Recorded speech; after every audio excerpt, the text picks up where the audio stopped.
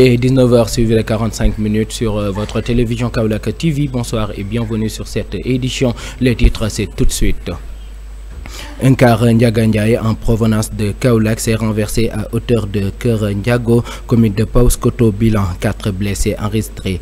Taïba est au rendez-vous de l'accès universel à l'électricité. Cette année, le service de distribution a dégagé entre 4 axes principaux.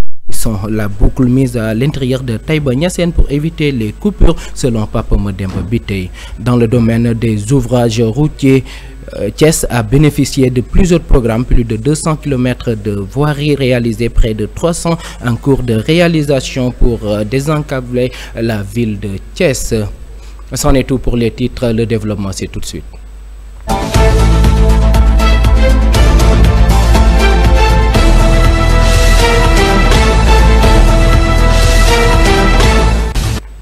Rebonsoir à toutes et à tous. Un journal que nous ouvrons avec l'accident survenu à Paoskoto. Un car Ndiaga Ndiaye émanant de la ville de Kaolack s'est renversé à hauteur de Keur Ndiogou. Le bilan est de 4 blessés. Ces derniers ont été envoyés au district de Ndofane par les sapeurs-pompiers de Nioro. Rappelons que le car Ndiaga Ndiaye devait rallier la ville sainte de Prokhane pour permettre aux commerçants d'assister au marché hebdomadaire d'aujourd'hui.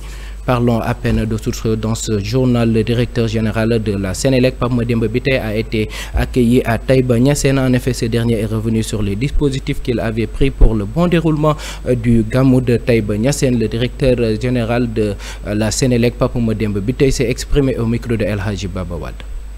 Ouais, c'est un dispositif de sécurité d'abord et de sûreté. La sécurité parce que, comme vous le savez, l'alimentation électrique pour ce genre d'événement est capitale. Parce que s'il n'y a pas d'électricité, la sonorisation ne marche pas, il n'y a pas de lumière. Et de notre mission de service public, il est important que des événements de cette nature qui donnent une image de Sénélec et du Sénégal, qu'on puisse assurer le service minimum vital qui concerne l'électricité. Maintenant, le dispositif était à 2 niveaux. Donc, renforcer l'existant pour permettre aux populations de disposer d'une bonne alimentation électrique avec une bonne qualité de service.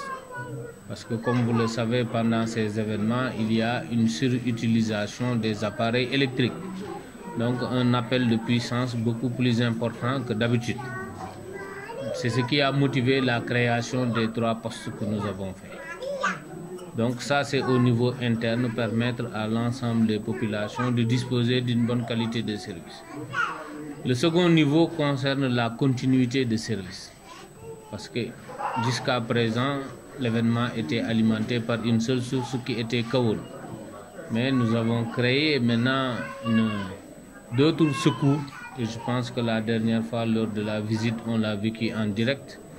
Ou si on perd la source de Kowon, on a la possibilité de se faire réalimenter, soit par Kaffrine, soit par la Gambie.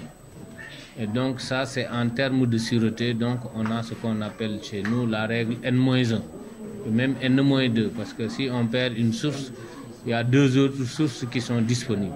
Donc chez nous, c'est ce qu'on appelle la règle de sécurité N-2. Nous restons toujours avec Papa Modemba Biteye. Cette fois-ci, ce sera à Thiès. Dans le cadre du programme de développement à Thiès, le directeur de la Sénélec s'est réjoui de la prise en compte active du secteur de l'électricité par son Excellence, Monsieur le Président de la République, Macky Sall. Papa Modemba Biteye, nous écoutons. Oui, se féliciter d'abord sur le fait que, en termes de réalisation sur les 1200 et quelques milliards, je constate que le secteur de l'énergie en a fait 671 pour dire que nous avons matérialisé la vision de son Excellence, Monsieur le Président de la République, quant à l'accès universel à l'électricité et le mix énergétique qu'il a tant vanté. Au niveau de la région de Thiès, nous avons tout, les centrales solaires, centrales éoliennes, centrales qui vont fonctionner au gaz et l'accès universel. Nous avons les communes de Taïba Ndiaye et de Malikunda qui ont atteint l'accès universel. Donc c'est se féliciter de la matérialisation de la vision de son Excellence, Monsieur le Président de la République. Mais aujourd'hui quand même, il faut voir d'où nous venons. Et aujourd'hui, si on se fixait à l'horizon 2025 pour atteindre cet objectif, c'est beaucoup plus que réel à notre portée et nous allons continuer à y travailler. Suite à l'annonce faite par le président de la République Macky Sall pour le programme spécial de décentralisation portant sur plus de 2500 km de routes sur l'étendue du territoire national, c'est ainsi que la région de Thiès avait abrité sa journée d'hier. Khouloum Ndiaye, président des cavaliers de la sécurité routière de Thiès, revient sur les différentes réalisations des routes. Le projet phare, vous le savez, c'est le jour Ila Touba, qui traverse la région de Thiès pour rejoindre la région de Diourbel. On peut citer également le projet de la route Khombol Touba Toul Tivaouane, c'est une dorsale qui nous permet de relier carrément à partir de Tivaouane. Les gens peuvent rejoindre Khombol et aller directement dans les régions de Fatick et Kaolack, et également la région de Diourbel. Autre projet également que nous avons aussi travaillé beaucoup sur les voiries urbaines. Aujourd'hui, nous avons fait en tout cas des projets très importants, notamment dans la ville de Sali, où on a réalisé plus d'une dizaine de kilomètres. Je peux citer également la route de Morolan, Thiès-Morolan, également la route de Fandène pour désenclaver la ville de Fandène qui est devenue une commune comme vous le savez. Dans la région de Thiès, nous sommes à plus de 200 km de route réalisée déjà. En cours de réalisation, nous sommes à presque à 350 km de route bitumée, s'il vous plaît. De route bitumée, c'est-à-dire des routes revêtues. C'est en cours. Notre reportage du jour s'intéresse au milieu de la vente et de la fabrication des chapelets, communément appelés au Sénégal Kourous. Malgré les difficultés qui gangrènent leur secteur, ils rendent grâce à Dieu car leurs clients sont toujours au rendez-vous. Reportage Mandiaye Sow. Vente ou fabrication de chapelets s'avère être récurrente à nos jours car la demande est forte. Je m'appelle Amadou Gueye, plus connu sous le nom de Amadou Chapelet. Je fabrique des chapelets depuis que j'ai quitté l'école. Je peux dire c'est à cause de ça que j'ai quitté l'école. Cet homme qui œuvre sur ce domaine est de façon explicite revenu sur leur métier.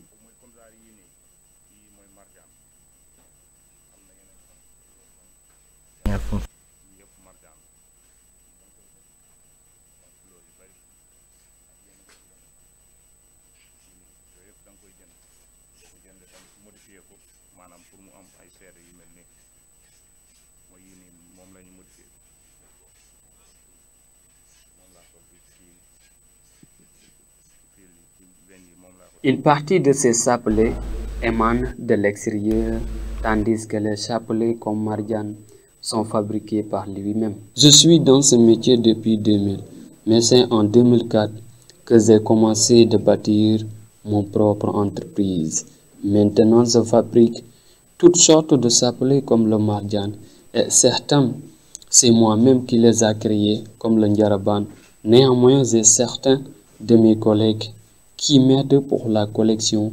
Les Ndiaraban, je les fais à travers le bois, mais comme les Mardianes, je les importe. Le bois appelé Ndiaraban, la matière première de ces chapelets se raréfie parfois, car beaucoup parmi eux l'utilisent. Je les vends à travers les différentes localités que j'ai, mais parfois c'est pour commande que je les vends.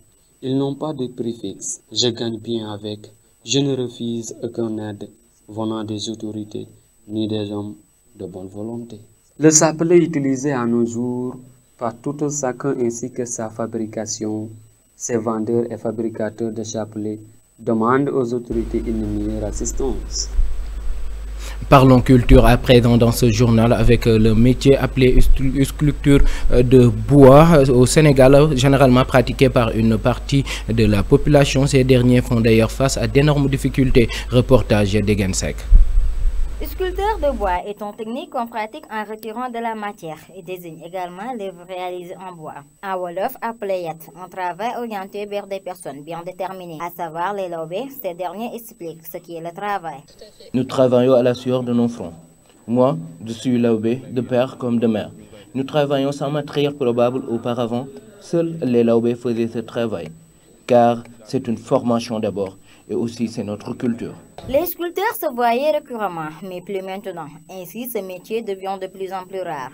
Qu'est-ce qui est à l'origine? Nous n'avons pas de moyens et la hausse du prix du bois est constatée partout. Auparavant, ce lieu était bourré de jeunes sculpteurs, mais pas maintenant, car nous faisons face à d'énormes difficultés, raison pour laquelle Même nos fils n'acceptent pas ce travail. La technologie ainsi que la modernisation des métiers est constatée partout, mis à part le métier du sculpteur de bois au Sénégal. La nouvelle technologie, on l'entend juste. La modernisation aussi ne touche pas. Nous bonçons avec notre force. Il y a divers types de laobé, notamment appelés laobé yatt.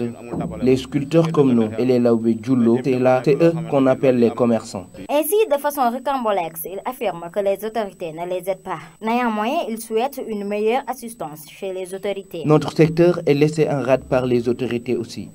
D'ailleurs, nous ne comptons même pas sur eux, mais aussi rappelons que ce métier est difficile si on n'a pas les moyens qu'il faut pour se procurer du bois. Mais nous souhaitons, comme tout un chacun, l'appui des autorités. Beaucoup de familles vivent sur le métier du sculpteur de bois. Ce dernier tend vers la disparition. La question est de savoir quel serait le sort de ces familles d'ici quelques années.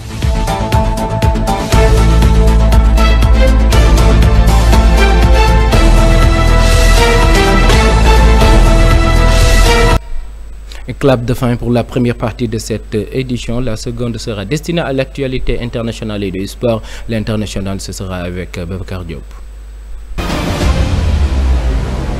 Démarrons l'information hors de chez nous par le Mali, la Guinée et le Burkina Faso. Les ministères des Affaires étrangères du Mali, de la Guinée et du Burkina Faso ont tenu une rencontre ce jeudi 9 février à Ouagadougou. La rencontre s'est soldée par une déclaration par laquelle les trois pays en transaction décident de mutualiser leurs efforts. Les chefs de la diplomatie des trois pays demandent aux organisations sous-régionales et régionales de revoir leur copie suite aux sanctions.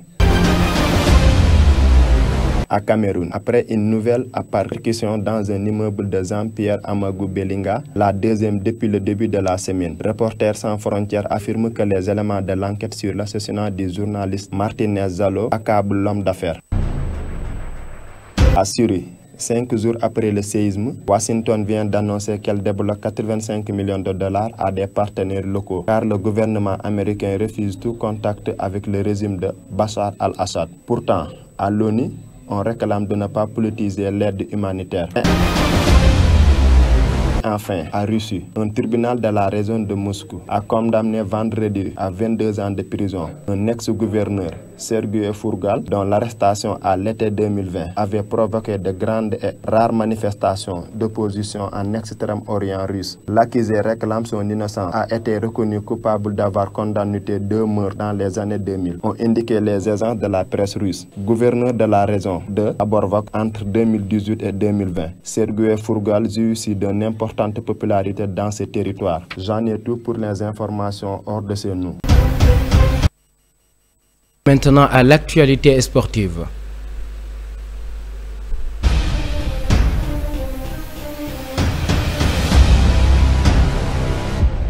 Débutons l'actualité sportive avec le retour du championnat local après les résultats incontestables des Lions locaux de la CHAN 2022 qui les a donné un titre continental. Le retour du championnat local est marqué par cette affiche. Diarra fera face à l'équipe de Guédiawaye. L'AS Pikine se frottera à l'équipe de Douane.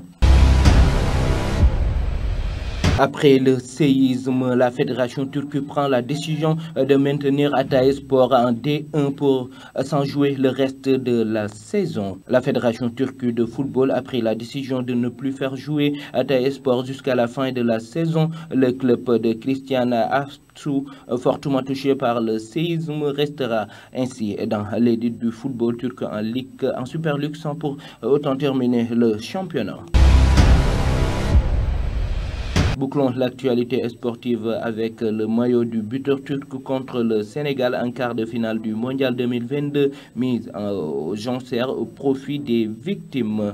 Menzies, ancien international turc, va mettre aux enchères le maillot avec lequel il a éliminé le Sénégal lors du Mondial 2022 au profit des victimes du tremblement de terre en Turquie. C'en est tout pour l'actualité sportive. C'en est tout pour cette édition. Merci de nous avoir suivis. Passez une excellente nuit avec les programmes de votre télévision Kaolack TV.